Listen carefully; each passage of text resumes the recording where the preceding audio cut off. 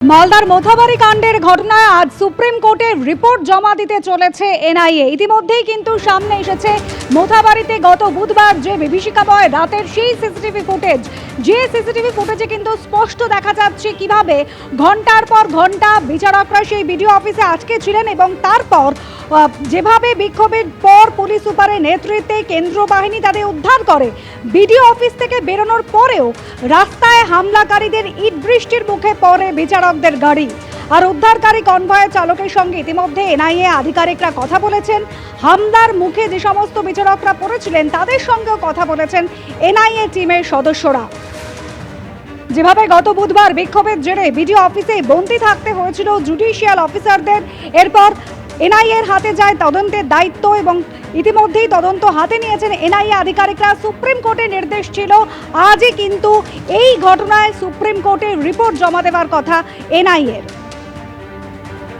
আমাদের প্রতিনিধি সৌভিক মজুমদার এই মুহূর্তে রয়েছেন আমাদের সঙ্গে। সৌভিক, ইতিমধ্যেই বুধবারের যে ভয়াবহ ঘটনা ঘটেছিল মোথাবাড়িতে, তারপর সুপ্রিম কোর্টের একেবারে কড়া পর্যবেক্ষণ ছিল। যে ঘটনা ঘটেছে তা কিন্তু জুডিশিয়াল অফিসারদের মনোবল ভেঙে দেওয়া এবং সুপ্রিম কোর্টকে চ্যালেঞ্জ জানানোর নিকৃষ্ট প্রচেষ্টা। তারপর এনআইএ সুপ্রিম কোর্টের রিপোর্ট জমা দিতে চলেছে। দেখো, তুমি জানো যে সুপ্রিম কোর্টের নির্দেশ ছিল যে জাতীয় নির্বাচন কমিশন তারা ঠিক করবে যে কোন তদন্তকারী সংস্থাকে এই মামলার ভার তারা দেবেন। জাতীয় নির্বাচন কমিশন মনে করলে এই মামলার ভার সিবিআই কেও দিতে পারতেন বা এই মামলার ভার এনআইএ কেও দিতে পারতেন। তারপরে আমরা দেখলাম যে জাতীয় নির্বাচন কমিশনের তরফ থেকে সেই দিনই ঠিক করা হলো যে এই মামলার ক্ষেত্রে তারা তদন্তভার এনআইএ কে দেবেন এবং তারপরে আমরা দেখলাম যে এনআইএ কিন্তু অত্যন্ত দ্রুত পদক্ষেপ করলো এবং এই তদন্তভার হাতে পাওয়ার সঙ্গে সঙ্গেই তারা কিন্তু সেখানে অর্থাৎ ঘটনাস্থলে গিয়ে তারা উপস্থিত হলেন এবং তারপরে আমরা যেটা দেখলাম যে ইতিমধ্যেই বিচারকদের সঙ্গেও তারা কিন্তু কথাবার্তা বলেছেন, অর্থাৎ প্রাথমিক পর্যায়ের যে একটা অনুসন্ধানের কাজ সেই কাজ তারা কিন্তু ইতিমধ্যে করছেন বা করেছেন। এবং তুমি জানো যে সুপ্রিম কোর্টের বক্তব্য ছিল যে এই যে অনুসন্ধান বা প্রাথমিক অনুসন্ধান সেখান থেকে যা ফলাফল বেরিয়ে আসবে সেই রিপোর্ট কিন্তু সরাসরি সুপ্রিম কোর্টের কাছে পেশ করতে হবে, অর্থাৎ সুপ্রিম কোর্টের কাছেই সুপ্রিম কোর্টই কিন্তু এখন থেকে এই মামলার মনিটরিং করবেন। অর্থাৎ মোথাবাড়িতে যে ঘটনা ঘটেছে সেদিনকে যা ঘটনা ঘটেছে তার গোটাটাই কিন্তু এখন থেকে সুপ্রিম কোর্ট দেখবে এবং সেই মর্মেই সুপ্রিম কোর্ট নির্দেশ দিয়েছিল।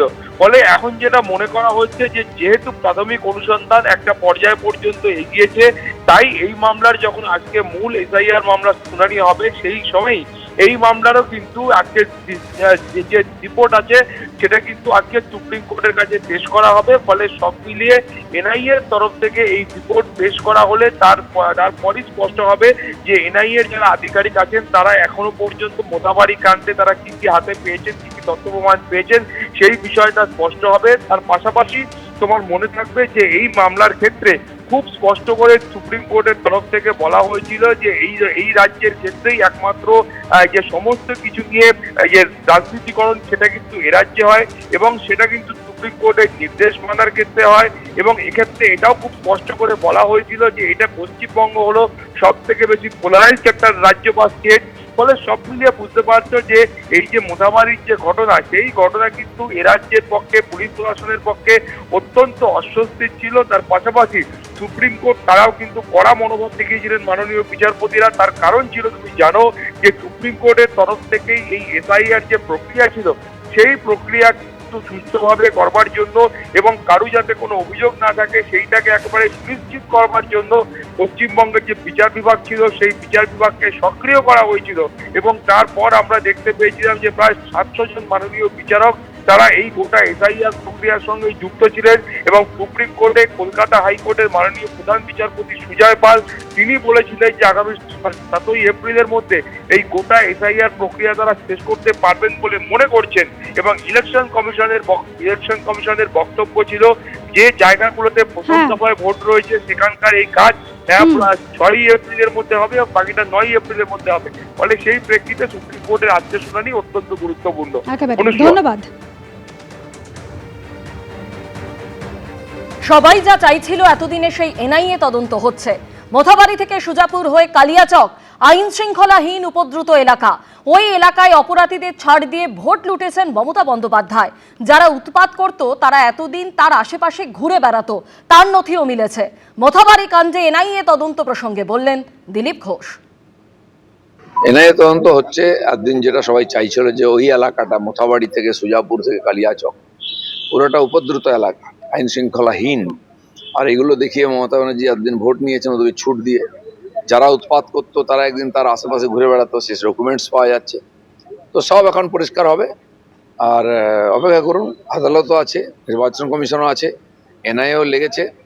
এইখান থেকে সারা দেশে যে অশান্তি হয় এইটা হচ্ছে তার যাতায়াতের রাস্তা, এবার সেটা বন্ধ হবে। সুপ্রিম কোর্টে পশ্চিমবঙ্গের এসআইআর সংক্রান্ত মামলার শুনানি রয়েছে আজ বিকেলের দিকে। দেশের প্রধান বিচারপতি সূর্যকান্তর বেঞ্চে মামলা ওঠার কথা। আরো বিস্তারিত আমাদের জানাবেন প্রতিনিধি বিজেন্দ্র সিংহ আমাদের সঙ্গে রয়েছেন। বিজেন্দ্র, আর 16 দিন পরেই রাজ্যে ভোট, এই আবহে এসআইআর সংক্রান্ত মামলার শুনানি আজ কখন শুরু হবে? মাধুরী, আজকে 4টের সময় হিয়ারিং রয়েছে সুপ্রিম কোর্টে।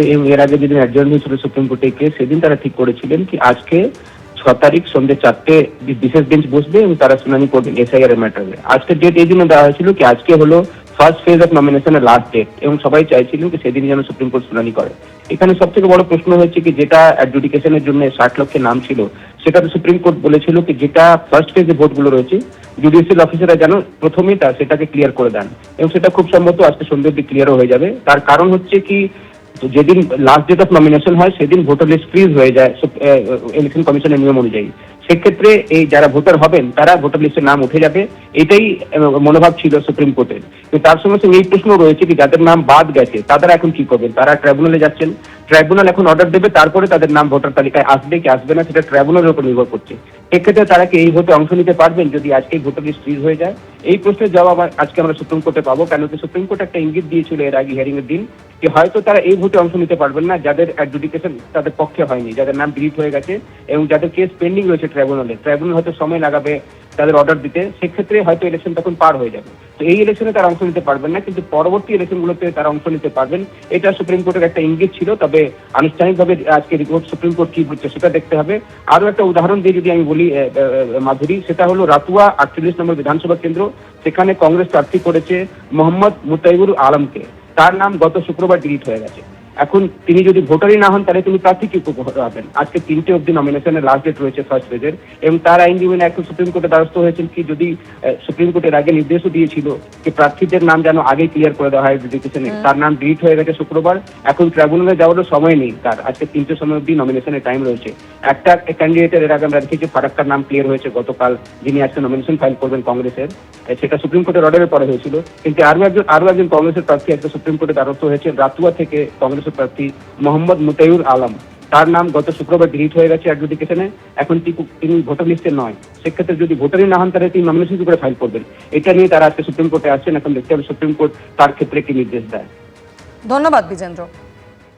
এবিপি আনন্দ, এগিয়ে থাকে, এগিয়ে রাখে।